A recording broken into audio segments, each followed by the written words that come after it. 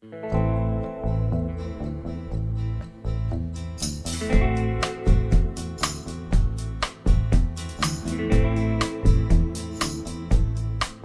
are licensed therapists, but we probably aren't your therapist. While we may share helpful information about mental health, it is best to form your individual care plan with your own mental health professional. If we are your therapist, hi. While this podcast shares nuggets of wisdom about mental health, we are sharing many pieces of who we are outside of the therapy room and doing a lot of yapping about nonsense, our own healing work, and some about sex and dating. If you feel listening to this podcast may interfere with your work in therapy, please refrain from doing so. While we're on the subject, any notes from our dating lives have been changed to protect the privacy of our partners and ourselves. Thanks for listening.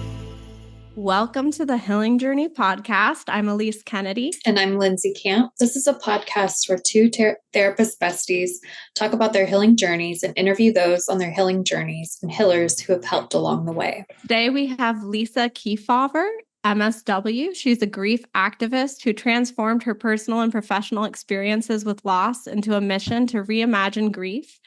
As host of a top-rated grief podcast, TEDx and keynote speaker, adjunct professor, and author of Grief is a Sneaky Bitch, an uncensored guide to navigating loss, she is expanding our collective story of grief. And as two intense grievers, we are so excited to have you on the show today. Oh my gosh, I am so thrilled to be here with the two of you. And Ilyse in particular, it's fun to be on this side of the mic since we've gotten to be in conversation when you were a guest on my podcast a few years ago. Yes, I am so excited to have you as our first real guest. Plus, to be the inaugural guest. Yes. Welcome. I'm feeling good. Thank you, Lindsay, for inviting me. Yeah. I want to start by talking about your book, which is so needed and I'm so excited about.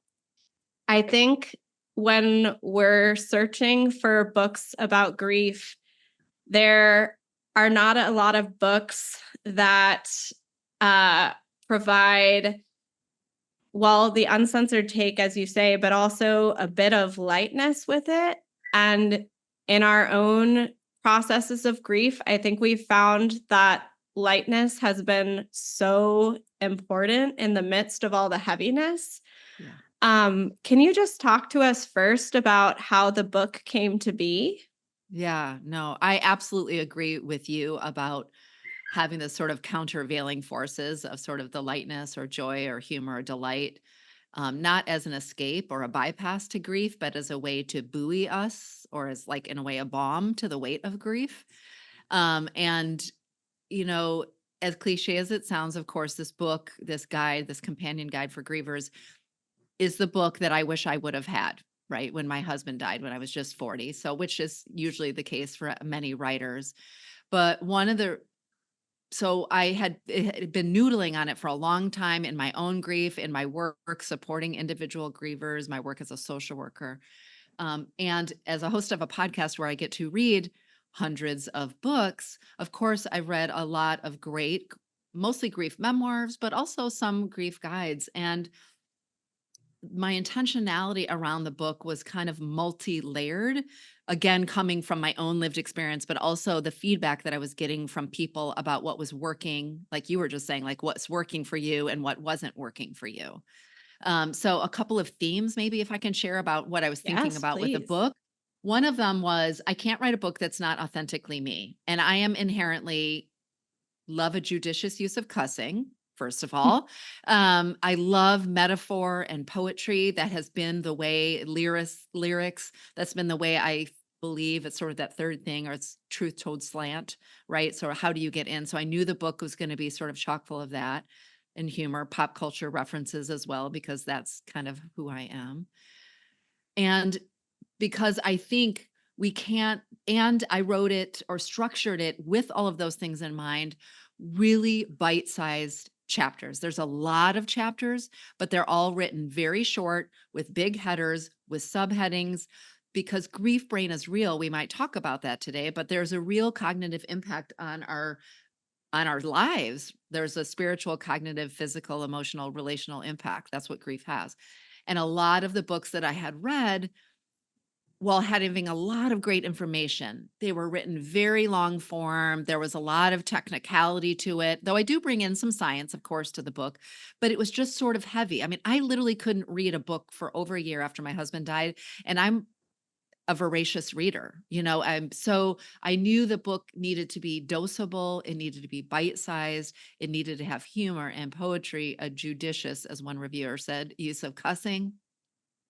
Um, and I think I hope you experience this, and maybe your listeners will experience this when they read the book, or they can even listen to me narrate it, because I recorded the audiobook as well, is I also wanted to write it as your wise best friend. Because I think one of the things we need most deeply is to feel seen and held. I've had a sustained meditation on holding space and bearing witness my whole life, practically, definitely my whole career. And though therapists like yourselves are amazing, and I offer individual grief support too, we can lose sight of the methodology and the science and the professionalism from what the griever really needs, which is to just be met exactly where they are, which might be messy, which will be messy and rageful and resentful. I mean, I admit in this book, it's not a memoir, but I sprinkle in my stories. Like, I remember being so pissed at happy looking couples in the grocery store and swearing in my mind, not out loud, to other people. And I wanted that theme or that feeling to come through the book. If you're picking this up and you don't have somebody in your life who knows how to hold space and to be with you, to sit in the suck with you, I wanted this book to feel like that. So that's a little bit of the history of the book. Well, a lot of bit of the history of the book, but those were some of the themes I kept at the forefront of my mind every time I sat down to add to the book as to be what it came out to be. So needed. I'm thinking about how, as therapists, like Ilyse, I remember you sharing with me that after my mom passed, you did like one, maybe multiple sessions with your therapist about how to support me. Yeah. Like, even as therapist, it's grief and loss is such a hard topic. I was pulling in the word that I got from your TED Talk, which is grief illiterate, that we don't, even as therapists, it's so fucking hard to be witness to grief, to show up for folks grieving. It's a Yeah. lot. It's a lot. I mean, I don't know what your experience was in your own training, but in my master's in social work program, there was no course on grief and loss, which is insane, because if you're working with humans, you're working with grief and loss, period. Whether you work, and which I ended up working in foster care and adoption. Hello, grief and loss. I worked in crisis intervention and family services. Hello, grief and loss. And so I think that was one of the things that initially pushed me to do this work in general, was when I was called back to work 2 weeks, by the way, after my husband died as a clinical director. I recognized that even in amongst my field, we've gotten it so wrong. We have misunderstood what grief actually is, the who, what, where, when, and why, which is sort of what I talked about in my TED Talk, but also like how it impacts us. And we've used the sort of pathology lens to assume that we have to come in as helpers, whether you're the friend or you're the therapist, as fixers, that there's a problem that needs fixing. And that's why so many of us freeze in a way when somebody we love or care about is going through some profound grief, because we make our first false step is that we make the assumption that they have a problem that we need to fix. And that's part of that grief literacy works, is like, first and foremost, grief is a normal response to all kinds of losses, not just death loss. It comes in many forms. Most primary losses have a myriad of secondary losses. And our job is actually to come alongside someone there in their suffering and to be with them in it, which is profoundly difficult for all of us, the three of us, because we were trained with this mentality that it is our job to go into the room and fix the people. And secondly, because most of us haven't learned how to sit with our own grief. And if you don't know how to sit with your own grief, it's going to be exponentially more challenging, if not impossible, to come alongside and sit with somebody in theirs.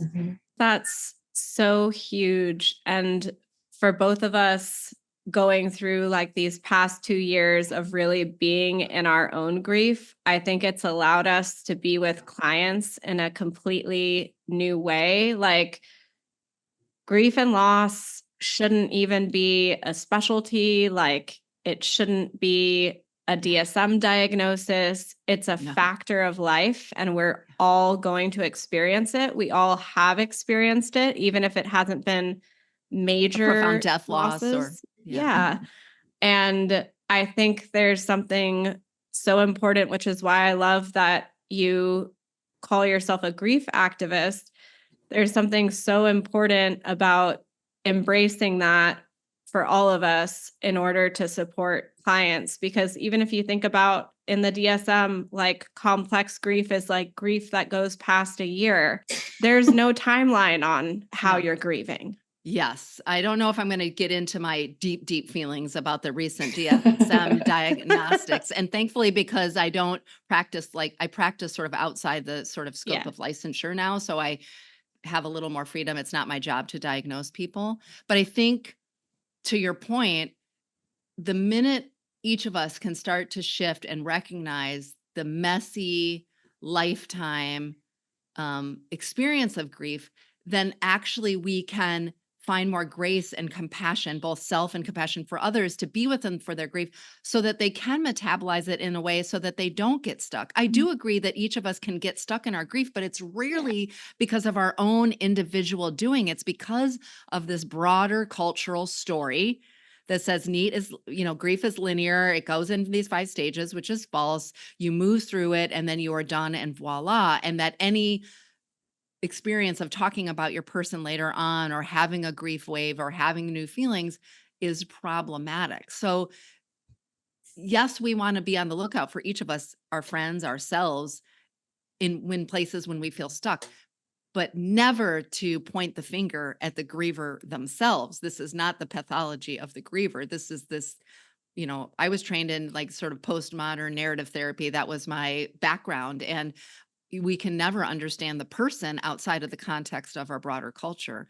And to me, my work as a grief activist is to reduce the unnecessary suffering we're experiencing grief, which mostly comes from the stories we tell ourselves and one another about what grief should or shouldn't look like. That's why I call myself a should detective. I invite my clients to be should detectives. But I think that's the crux. As I joke sometimes at the top of my own show, and I've said this when I've given talks before, my favorite party opening line is, "Hi, my name's Lisa. 100% of us are going to die, and we're all going to experience grief and loss multiple times in our lives. Nice to meet you." And then I joke, I really am fun at a party, but I actually think, and I imagine I'm preaching to the choir here a little bit, is that the people that I know who have turned towards their losses, all of whom have had support in some way, shape, or form, by the way, not necessarily therapy, but friends, community, church, synagogue, whatever, are the kinds of people who have the capacity to dwell in delight and wonder and humor and amazement more than most.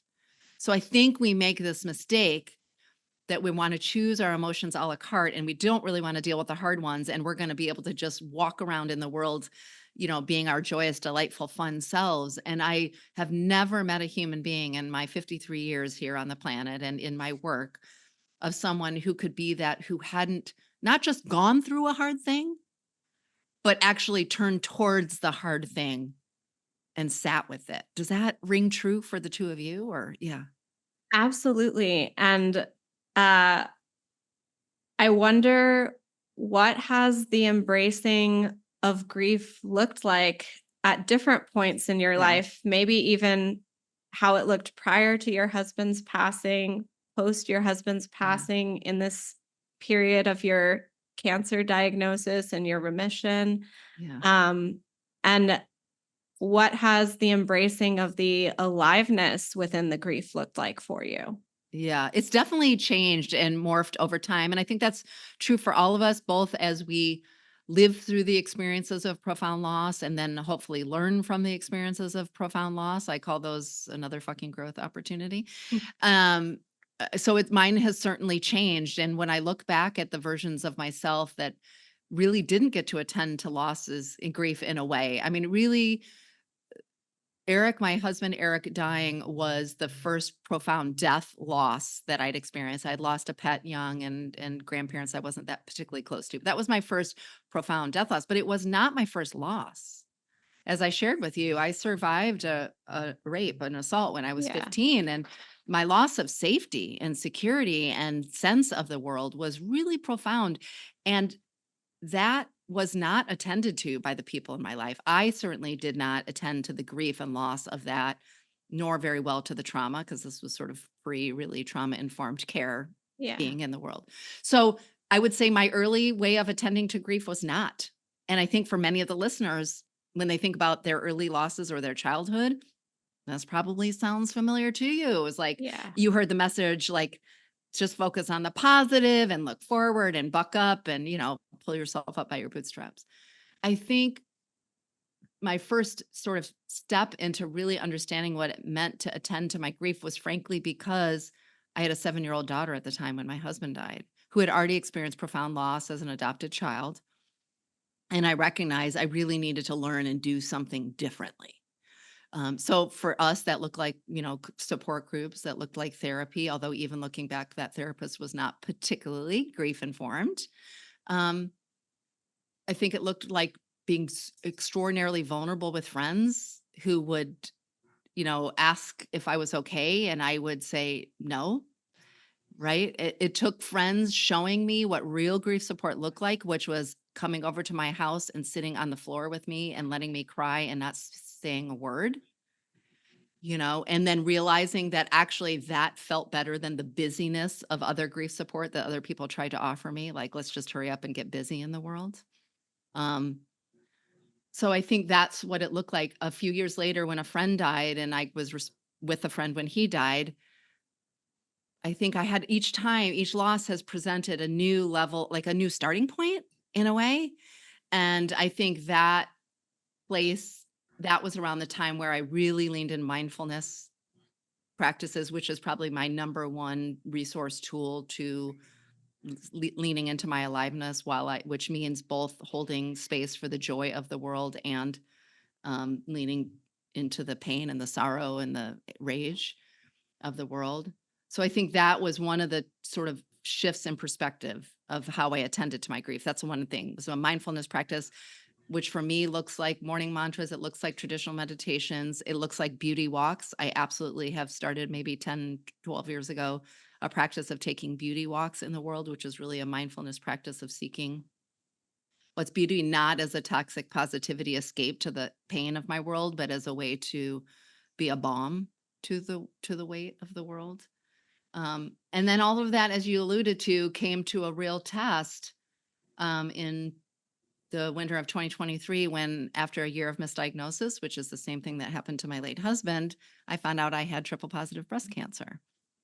And not that I think of myself as like being better at grief each time, because each new loss will lay us low. Yeah. Right? Like we will be laid low. It's not like you get good at it. And although I felt pressure because there I was a grief activist, I had a podcast. I was 10 days shy of turning this book manuscript into my publisher when I got diagnosed. So there was a moment where I thought, shit, I better know how to do this right. I think especially those of us who are clinicians feel a lot of pressure. I mean, I was the clinical director of a nonprofit when Eric died, and I thought, like, I got to do this right. And I think after the 1 second that I had that thought when I got diagnosed, my second thought was, nope, I don't. I've never been here before. I've never had this before. This cracked open so much trauma from Eric's misdiagnosis and all the medical trauma that we went through. And this added layer of my grief, I think, was the decision to deeply lean into asking for and receiving help. That was my first critical, I think, thing that has buoyed me the most in all of the grief and secondary losses that have come through navigating cancer. Which seems like, duh, of course, but listeners, I just want to put this out to you. How many of you are good at asking for and then receiving help willingly? I'm going to go, everybody's going, ooh, maybe not me. And I think the reason it was so helpful, not just because the help was helpful, but it made me get really clear on what would help me or not so that I could communicate that, which is a first step. But I think actually the best benefit of allowing me to sit and be with my grief by asking people to help me is it gave me a window into the moral beauty of others. And when you are laid low, especially again, because so much of me attending to the grief of the loss of half my breast and my sense of safety and my survivalship and all the things that I worried about was the medical trauma and my rage at the continued, yet again, misdiagnosis. And it could have been really easy for me to sink into the darkness that the world is a horrible place and all doctors and people in the medical profession are horrible people and people, you know what I mean? Like I could have really gone there. Mhm. And it's not that I didn't have rage at the particular doctors, and I gave myself permission to do that for sure. But I knew I needed to see the beauty. I needed to see the moral beauty of others. I had podcast fans I'd never met knitting me caps and sending them to me to cover my bald head. And I had just moved to California, so I had acquaintances I barely knew driving me to chemotherapy because I had such horrible reactions. They had to intravenously hook me up with Benadryl on top of the chemo drugs, which let me just tell you, intravenous Benadryl will knock your shit out, you know?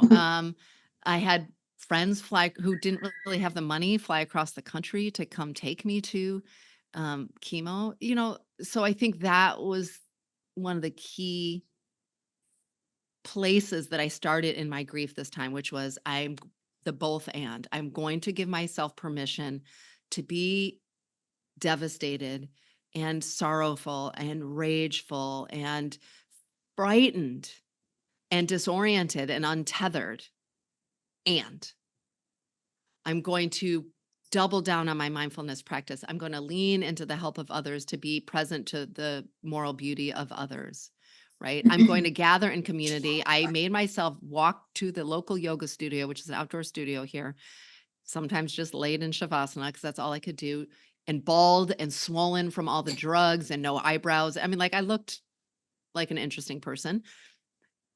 But I knew that to gather in sacred community was also, even if we didn't talk about, nobody talked to me about my cancer, my grief, or whatever, although often they did.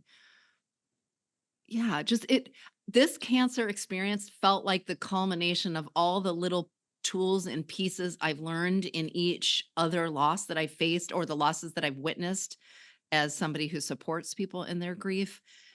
And it was another fucking growth opportunity. It was a chance to sort of put them all into practice. And I want to say, in case you're worried that I'm like walked through my cancer journey all sunshine and butterflies and roses, like I was swearing, I was devastated. I was scared out of my mind because I live alone in the middle of the night. You know, like what happens when some of the side effects really took hold. The chemo brain makes grief brain look like nothing. Mhm. And there were days where I just literally stared at the wall for hours. But even that felt like the most important thing I could do for myself because the inner narrator came up on like productivity and capitalism and, you know, because I'm a self entrepreneur. So I'm like, if I'm not working, Mhm. and even the voice that shifted that said, you get to just be a human being. I gave a talk recently where I said this was a reminder for me that we are human beings, not human doings. Yeah. And so I hope that was a helpful journey to think about the different ways that I allowed myself to grieve. But even in this doing this work, I still find the inner narrator of shoulds. I shouldn't still be talking about this. I should be better at that. I should be moving on in a different, you know, like I still have to combat that. That is a daily practice. It's a way I see the world. Yeah, because of those structures that you named, like capitalism and everything, like we're in a whole system that isn't making space for our grief.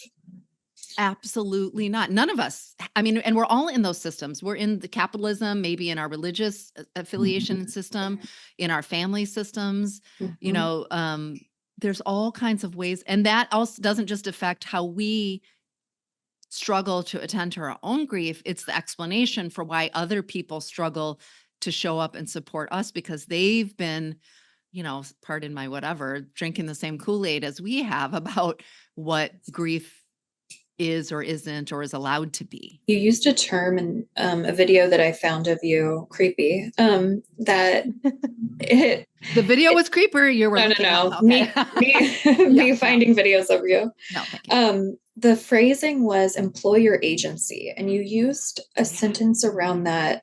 To quote you, the agency you've demonstrated that has allowed you to have more moments of ease. And that, as an early bedtime girl, as somebody who found that I need hours and hours of just sitting outside by myself, that really validated what I've known to be true, that like slowing down, taking up intentional space, saying no to things, Yes.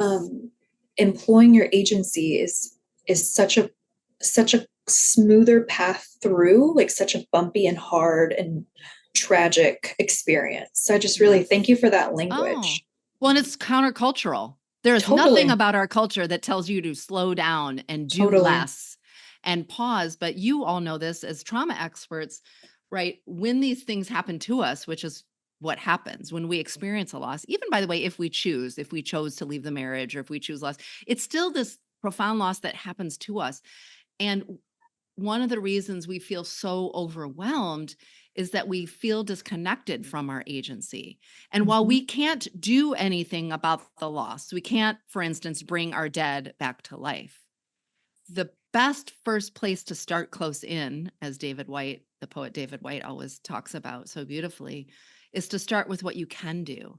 And to me, the goal is not to feel better. My TED Talk is like why knowing more about grief can help it suck less, because I think in the beginning, your only goal is like for it to suck less. And agency to find moments of ease or less suckiness or gentleness, or however you want to claim it, is a reminder to your embodied self, oh, I have capacity. And that you got to start there. I think that's where you got to start. And it gives us a little bit of control in an experience where everything is so out of our control. Exactly.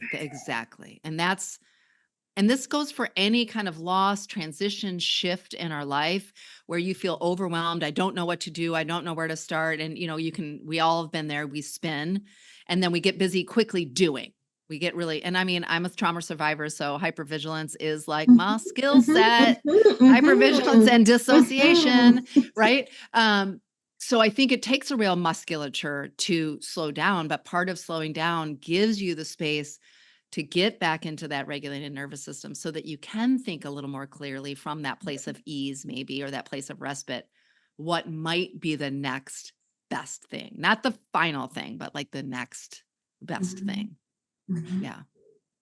Another thing that we've found in our grieving years is maybe turning towards some alternative forms of healing, or what we would call some unhinged experiences. Ooh, tell me more. So, some of what we've turned to now, we've consulted many mediums to talk to the other side. We've had some wonderful sessions where we've actually gotten to be with Lindsay's mom.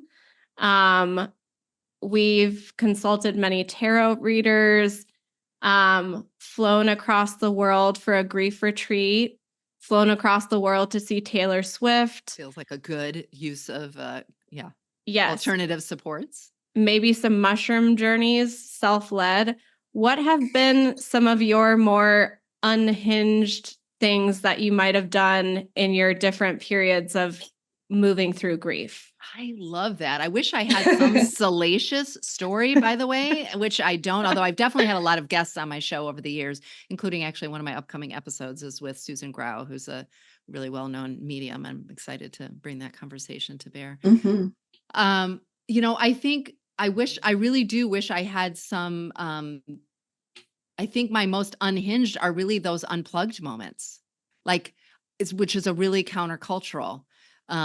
I went back to Jackson Hole, which is where my late husband and I got married, on my own, and literally unplugged from everybody, snow still on the ground, and just wandered around with his ashes, sprinkling them into the lake and into the snow melt and to wherever I could, maybe much to the chagrin of people in my life who may be worried. I've done the same with his ashes because we both are scuba divers. So I've brought him to the bottom of many parts of the Pacific Ocean over the years with me, and left a little bit of him everywhere as a memorial sort of practice, as a communing with him practice, because he loved it so much and it was a thing that we loved together. That's maybe as sort of quote unquote unhinged. Again, I think, 2019, I quit my job and created a company called Reimagine Grief to speak, write, podcast, do everything all about grief. And I think if you had asked anybody in my life, 100% of them, well, maybe 99%, my bestie soul sister Autumn was all for it, but everybody else would have thought I was very unhinged, and that it represented a sign that I was stuck in my grief. And I really listened to my inner knowing that, like, I can't have had all this personal and professional experience of loss.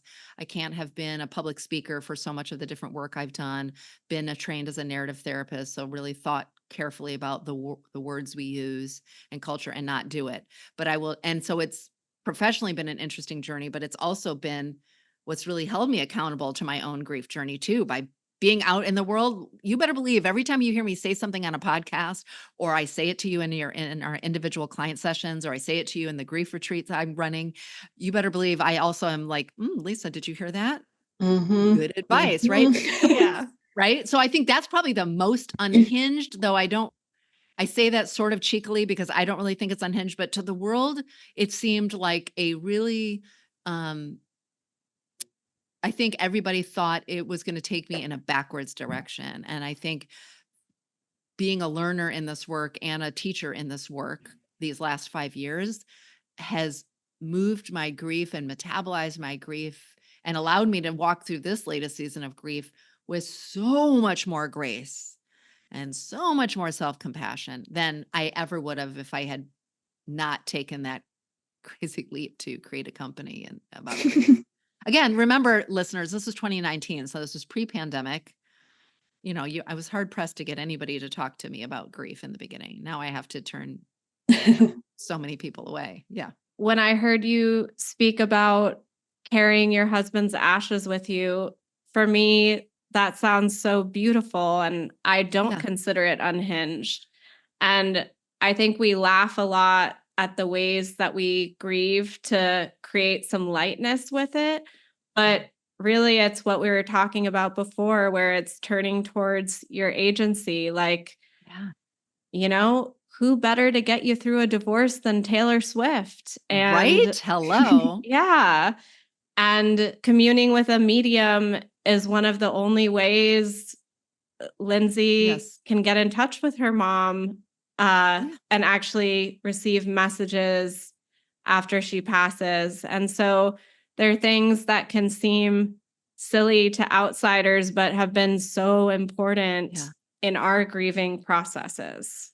Absolutely. One thing you just sharing that reminded me, I wanted to say that I've been thinking about a lot lately, and maybe I'm going to be writing about this, I'm not sure, in the near future, is, trying these things, the mushrooms, and we're not here advocating for or against, whatever, Taylor Swift, the grief retreats, the mediums, whatever. Grieving is learning,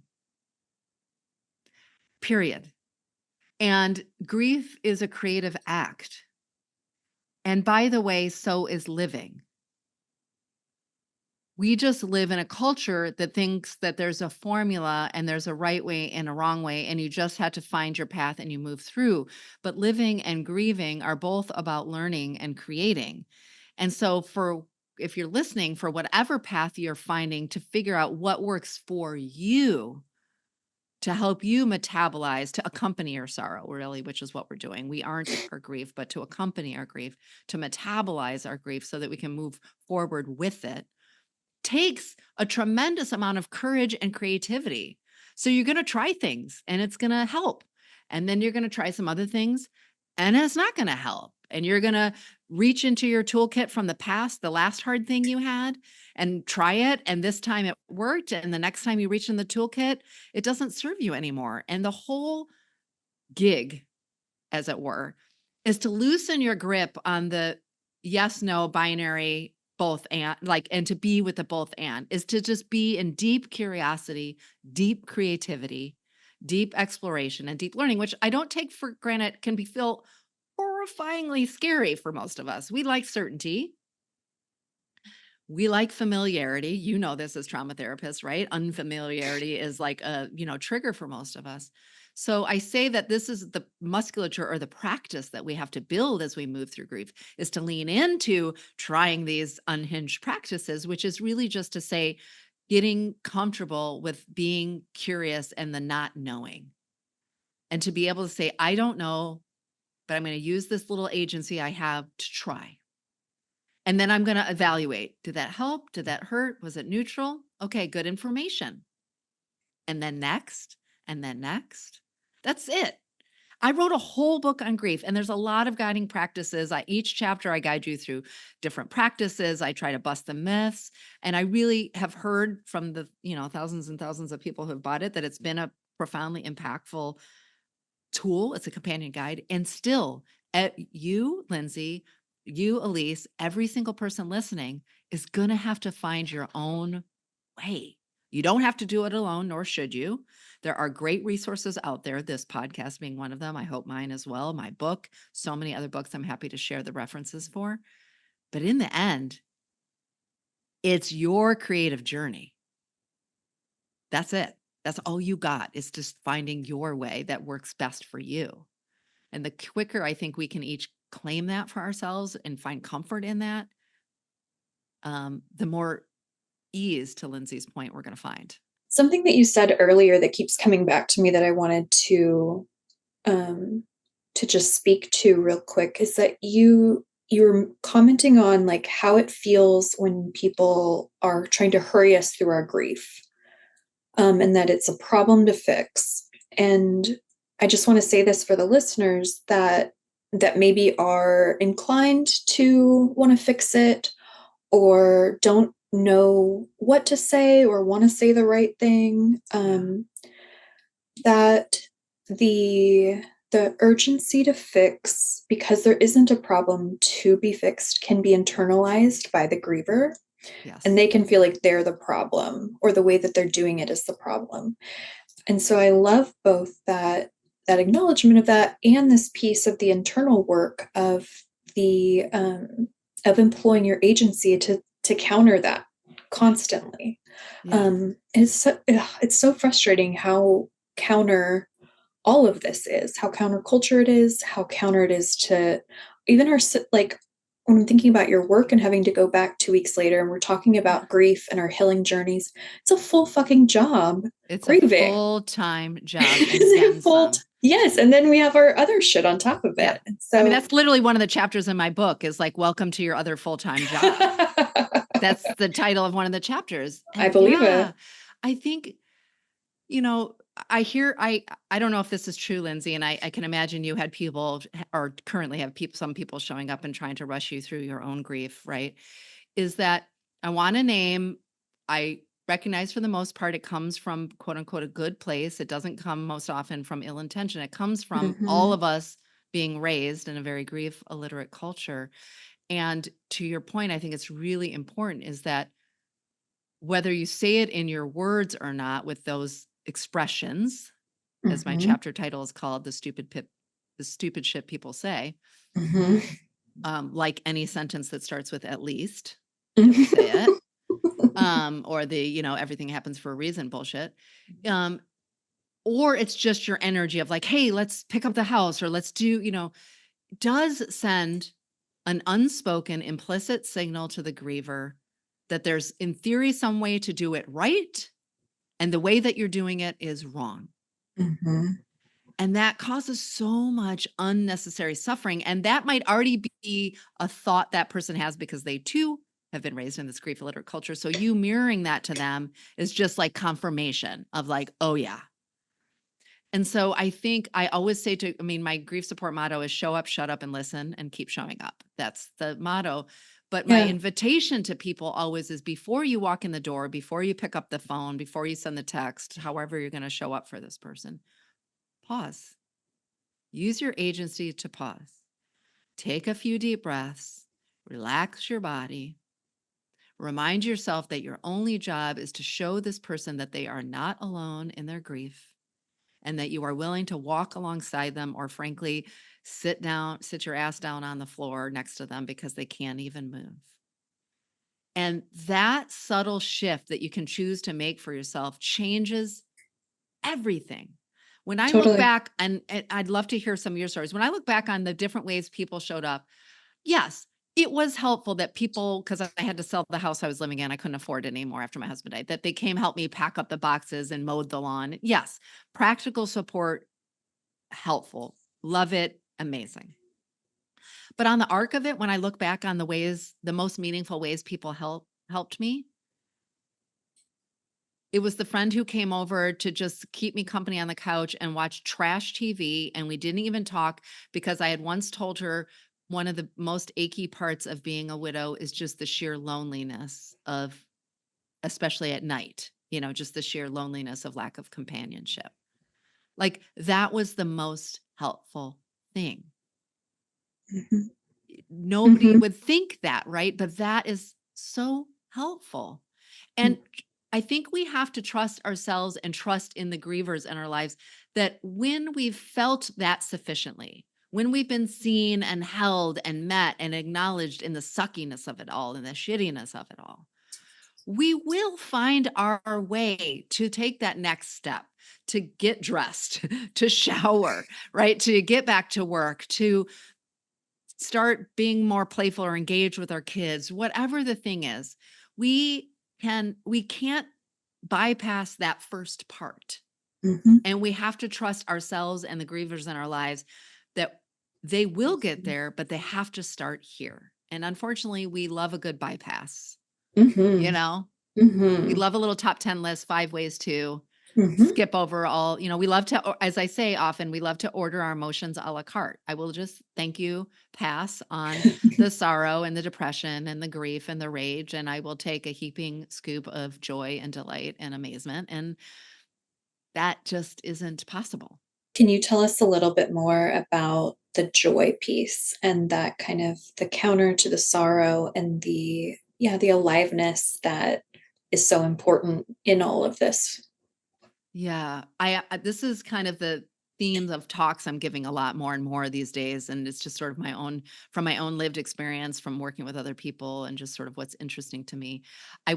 Before I say it, I just want to do like a little caveat, which is if you're listening to this and you are fresh into your loss, somebody you love just died, you were just divorced, you were diagnosed with something is happening. Gosh forbid you're in LA right now as we record this with the wildfires. You can skip over this part. This could read as toxic positivity, and I don't necessarily. Now, if you find laughter in the midst of it, or you find a little moment of joy, then listen to me say that's okay, that's helpful, that's beautiful, that's normal, that's necessary.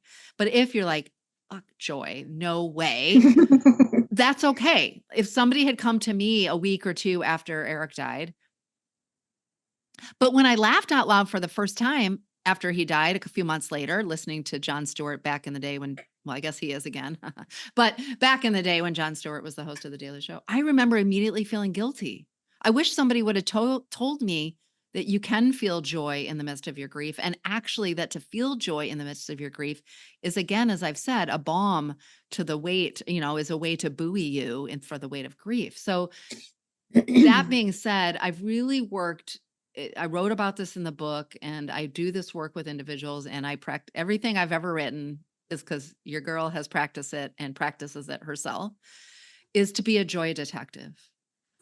We have this, as human beings, we have this capacity, as you all know, to heightened capacity to be on the lookout for what goes wrong, right? That's kept us surviving as a species thus far. So we have muscles that are really good reflexive of seeing what's wrong, what's going bad, what could go bad. Those of us who've experienced trauma, we're extra good at that. And I'm being slightly sarcastic there, right? With our hypervigilance. So I really understood that to carry the weight of your grief, to bear the unbearable, as Dr. Jo Cacciatore says in her exquisite book, means we have to practice the skills of what I call a joy detective, right? We have to lean into the intentional mindfulness practices that seek joy in our day-to-day lives. And I often, I want you listening to exchange the word joy if that feels too much, too far. Does delight feel doable? Does amazement or awe? That's why I said that thing that you watched on the video. Maybe ease is as far as you can get. That's okay too. So it's but it's a musculature because we don't have that. And that's the muscle that has atrophied for most of us. Plus adulting, just sort of takes away from our, when's the last time you just skipped down the sidewalk for no reason, right? You know what I mean? Or had a dance party in your house. Now that's how I do my joy detecting. I have dance parties by myself almost every day in my house. That's the one way I find it. That's ours too. Yeah. Okay. I got to come back and visit Austin for sure. Yeah, we can have a big old dance party. Definitely. So I think that's the trick. Again, you could use it in a moment where you've been lingering in a place of hardship and you can tell that you're kind of in a stuck place and you need to sort of fake it till you make it and sort of put yourself in the way of beauty. That's what my beauty walks are for. Or you put on your favorite dance jam. Of course, there's all the somatic reasons why those things help too, which I'm not even touching on. But I think it's also just a reminder that there is this beauty in the world. There is this joy in the world. And that's what gives us the inertia, the agency, the capacity to move and to carry the weight, because grief doesn't get smaller. We just get better at carrying it and our lives grow around it. And to choose to move forward in this life means we have to put ourselves in the way of beauty or joy. I use this expression in this talk that I gave at Endwell recently called Centering Aliveness in a World Full of Loss. And one of the things that I said, and I don't just say it again, I practice it in my life, I say it to my clients all the time, is it's the both and. We have to turn to our sorrow. And if we don't allow delight to dazzle our senses, if amazement doesn't make us breathless from time to time, then we've lost twice.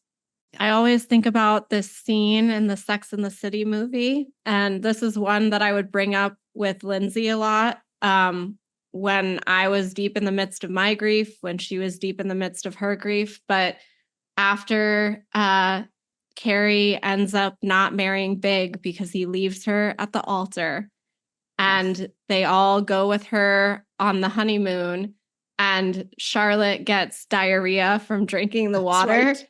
And Carrie starts laughing hysterically, and they say, like, "Oh, you're finally out of your Mexicoma." And so I would always say, like, "Oh, are you moving out of your Mexicoma?" Like if Lindsay would make a little joke, or if there would just be something contrasted within the grief, because I think something that's really interesting that happens when you're really deep in grief is that you also experience these moments of feeling joy in a new way, like a more intense joy or a more intense aliveness. And sometimes that drops you deeper into the grief because it feels like we're not supposed to experience that. But I think it's a really beautiful piece of the grief. And it's also a really beautiful piece of connecting to the love that we have for that person that we lost or that thing that we lost, whatever we're moving through. Absolutely. Yes. And the contrast can be, I think that was a really good point you made, that sometimes that joy can, especially early on, your early experiences of it can kind of help you ride the wave back into the depths because the contrast feels so much. Two things, when you're talking about Big, I'm going to date myself and say it's so old and I wish I could remember the movie, but Sally Fields is the mom and maybe Julia Roberts is Steel Magnolias. Steel Magnolias.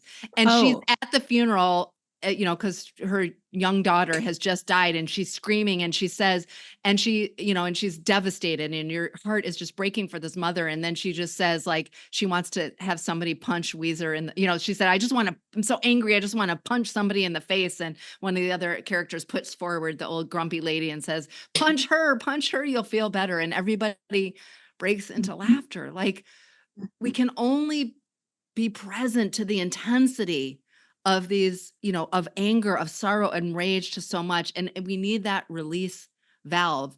And so because we're not practiced at it, so many of us try to shut it away. But as I said, then we numb ourselves off. I had a guest on my show whose 18-year-old son died after unknowingly ingesting a lethal substance. And she said to me on the show a few years ago that she used to think before her son's death that the most important continuum in life was moving from sadness to happiness. But what she learned when the worst thing happened to her was that we're meant to move from numbness to aliveness. And that's really stuck with me ever since, because it's really a way to frame what I've been doing myself, what I've been talking with people about is it's not, which I think can get the myth out there. It's not being with your sadness all the time and being with your anger and not allowing yourself to live. It's the opposite. It's being present to all of it. It's all magical and horrible and beautiful and wonderful and devastating and miraculous. But we only get one pass and we don't know how long we have at it. So the skills that we can build to be present to all of it, including laughing your ass off or referencing, are you out of your max coma now, is just that it's those little quick reminders to like, okay, I can give myself permission, or I'm giving you permission to like come back into the aliveness that we're experiencing.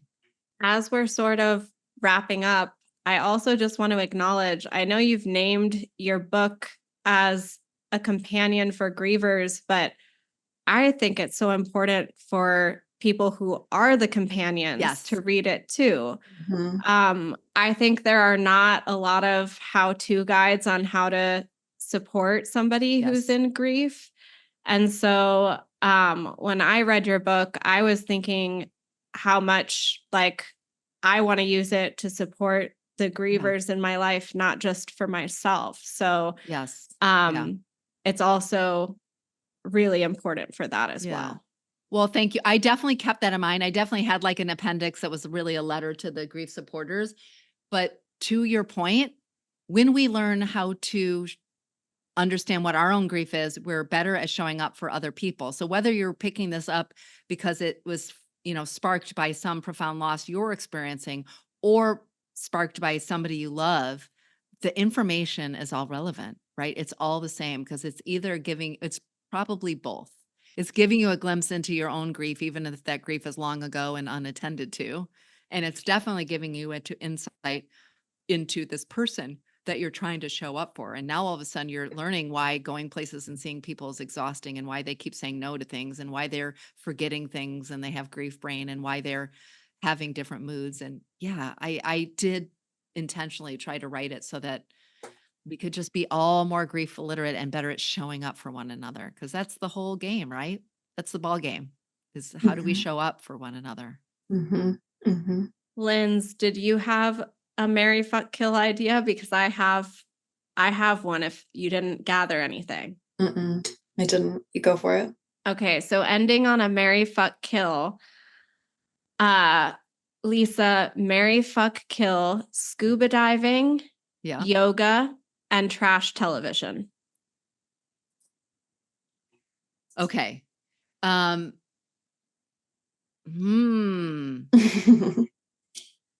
mean, scuba diving is the heart of, it's the most meditative practices. So I think I'd marry scuba and fuck yoga. And I hate to say it, but kill trash TV.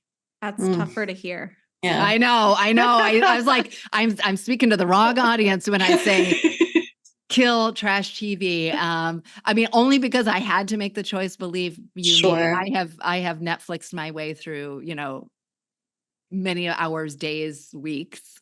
But yeah, I think I got to marry scuba and fuck yoga for all the reasons you can imagine: the meditative quality, the somatics, the movement, Yeah. the community, the beauty, the awe, the wonder. It's all the things that lift me out of the darkest places. We'll let you Well, keep it then. Yeah. Yeah, Yeah. definitely. Yeah. Thank you so much for joining us today. I know our listeners are going to want more of you. So where can we get more Lisa Keefauver? Oh, so kind. Well, thank you both for having me. And I feel especially honored to be the first guest on the show. And I just loved this conversation. And I love that you are bringing your own lived experiences to be of service to other people. So thank you so much. So my podcast, Grief is a Sneaky Bitch, you can listen to wherever you're listening to this show, and also available now on YouTube. And my book, Grief is a Sneaky Bitch, an Uncensored Guide to Navigating Loss, you can get. I love supporting your local bookstores. So go to your local bookstore. But if you need to do it online, you can get it at bookshop.org or Amazon or Barnes & Noble. Our friends in the UK can now get it there. And coming May 2025, if you would prefer it in Spanish, it will be available in Spanish as well. And if you want to work with me as an individual, show up for a retreat, invite me to come speak, reach out to me at lisakeefauver.com. I am on social media at Lisa Keefauver, MSW, everywhere. But to be honest, I'm really looking to connect with people more directly. So head to my website and drop me a note. Lisa, thank you so much. Thank you Oh my so much, gosh. Lisa. This It's was really awesome. lovely. You all are so much fun. I hope this was helpful to your audience and a good So experience for helpful. you. Yeah. Amazing. Yeah. All right. right. Have a Thank good rest of you, your day, Lisa. everybody. Thank you so much for joining us. If you liked what you heard, please subscribe and consider leaving a review. If you have already, thank you. You can find us on all socials at The Healing Journey. You can find us online at www.thehealingjourney.com, and you can shoot us an email at thehealingjourney@gmail.com. Talk soon.